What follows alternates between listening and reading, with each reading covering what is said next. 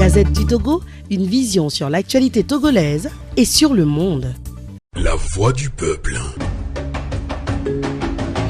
Amis panafricains de Radio Canal K et de Radio Avoleté, merci de nous être fidèles. Coup d'état militaire au Mali, en Guinée-Conakry et tout récemment au Burkina Faso, quand la fébrilité du syndicat des chefs d'État de la CEDEAO met en péril la démocratie en Afrique de l'Ouest. C'est avec un mélange d'angoisse et de soulagement qu'on assiste à la contagion des coups d'État par des militaires qui disent, selon la formule consacrée, avoir pris leurs responsabilités pour éviter le pire à leur pays. Sensibles au cri de la détresse croissante des peuples opprimés et oppressés, les militaires disent agir selon les aspirations du peuple. Faux, diront ceux qui condamnent avec la dernière rigueur les coups d'État militaires et exigent le retour à l'ordre constitutionnel et le retour des militaires dans les casernes. Mais justement, pourquoi certains pays de la sous-région ouest-africaine francophone renouent-ils avec les coups d'État militaires? C'est la grande question qui taraude les esprits actuellement. Le 18 août 2020, un groupe de soldats avec à sa tête le colonel Assimi Goïta renverse le président Ibrahima Boubacar Keïta et s'empare du pouvoir politique. Le 5 septembre 2021, une unité d'élite de l'armée guinéenne chapeautée par le colonel Mamadi Doumbouya s'empare du pouvoir en renversant le président Alpha Condé. Le 23 janvier 2022, les militaires burkinabés entrent dans la danse. À la suite d'une mutinerie, le président Roch Marc Christian Kaboré a été contraint à la démission. Le Burkina Faso est dès lors dirigé depuis le 24 janvier 2022 par le colonel Paul-Henri Sandaogo Damiba. Eh bien, dans les trois cas, coup d'état militaire au Mali, coup d'état militaire en Guinée-Conakry, coup d'état militaire au Burkina Faso, les peuples acclament les militaires. Les organisations de la société civile et les partis politiques de l'opposition donnent leur onction à ce qu'ils s'accordent à appeler un coup d'état salutaire. Suspension de la Constitution, dissolution du gouvernement et des institutions, fermeture de frontières terrestres et aériennes, instauration de couvre-feu sont des dispositions souvent prises par des militaires au lendemain du renversement des chefs d'État en exercice.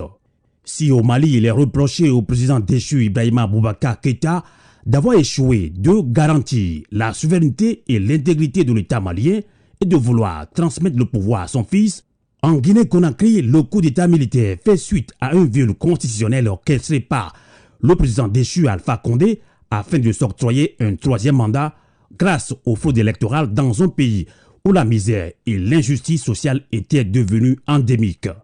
Au pays des hommes intègres, le Burkina Faso, il est reproché au président déchu Roch Marc Christian Kaboré l'inaction face aux attaques terroristes, au déplacement et assassinat des populations civiles et à l'insécurité grandissante.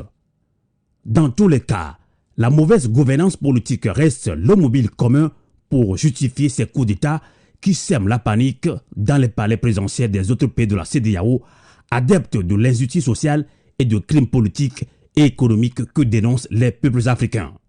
On peut dire sans se tromper que dans les deux premiers cas, les coups d'État constitutionnels ont engendré des coups d'État militaires. Dans le cas burkinabé, c'est l'incapacité du pouvoir de Kaboré à protéger les populations civiles et à défendre l'intégrité territoriale qui lui ont valu le désaveu populaire. Le cas togolais force admiration avec un fils Faure Gnassingbé qui succède à son père général Gnassingbé Yadéman dans un bain de sang et passe tranquillement son 4e mandat. Et dans ce petit pays, le Togo, les différentes tentatives des partis politiques, des forces vives et du peuple pour mettre fin à la dynastie de Gnassingbé n'ont pas réussi à faire partie le jeune doyen selon l'aveu du président ivoirien Alassane Dramane Ouattara.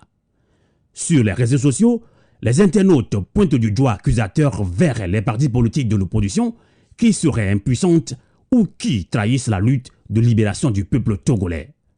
Avec les coups d'État salutaires au Mali, en Guinée-Conakry et au Burkina Faso, les Togolais doivent-ils désormais comprendre que la situation est plutôt aux mains de l'armée togolaise? La configuration ethnique et le mode de direction de l'armée togolaise autorisent-elles à nourrir les mêmes espoirs du coup d'État salutaire au Togo? Les conséquences désastreuses du coup d'État militaire du 13 janvier 1963 font-elles craindre que le coup d'État ne soit pas une solution salutaire au Togo? Ni au Mali, ni en Guinée-Conakry, ni au Burkina Faso, Les peuples n'ont jamais appelé l'armée au secours. Ces militaires ont tout simplement pris leurs responsabilités à la suite des cris de détresse des peuples opprimés qui dénoncent la mauvaise gouvernance politique, économique et sociale. Depuis plus de 5 décennies, les populations togolaises dénoncent la mauvaise gouvernance mais n'arrivent pas à faire entendre raison aux dirigeants. Les bruits de bottes qui résonnent dans les autres pays de la CEDEAO pourront-ils inspirer certains militaires au Togo? Comment l'occupant de Lomé II va-t-il réagir au vent de panique qui souffle sur le palais présidentiel en Afrique francophone? Après le Mali, la Guinée-Conakry et le Burkina Faso, à qui le tour maintenant? Eh bien, amis panafricains de Radio Canal K de Radio Affolité, ces questions se posent avec insistance sur les réseaux sociaux et certains internautes versent dans des démonstrations sur la base des indicateurs téléphoniques des différents pays. Et face à une CEDEAO devenue un syndicat des chefs d'État, des leaders d'opinion prescrivent une synergie d'action des peuples africains de l'espace CEDEAO, voire de tous les Africains du monde entier, pour asseoir la vraie démocratie qui sera caractérisée par la limitation du mandat présidentiel de la République, la redistribution des ressources des pays, l'impartialité de la justice, etc. Tout porte à croire que la Coupe d'Afrique des coups d'État en Afrique francophone, notamment dans la sous-région ouest-africaine, est bien engagée. Et en conclusion, gageons que les bouleversements actuels déboucheront sur la conquête par les peuples africains de la véritable souveraineté politique, économique dont les pères fondateurs en ont rêvé. Novio Affolité. La lutte continue. Radio Affolité. L'esprit patriotique. La Gazette du Togo, une vision sur l'actualité togolaise et sur le monde. Rejoignez-nous sur le www.lagazettedutogo.com ou sur nos comptes Facebook, Twitter et YouTube. Pour tout contact, écrivez à contact@lagazettedutogo.com ou appelez le 92 80 88 53. La Gazette du Togo, c'est l'information en continu.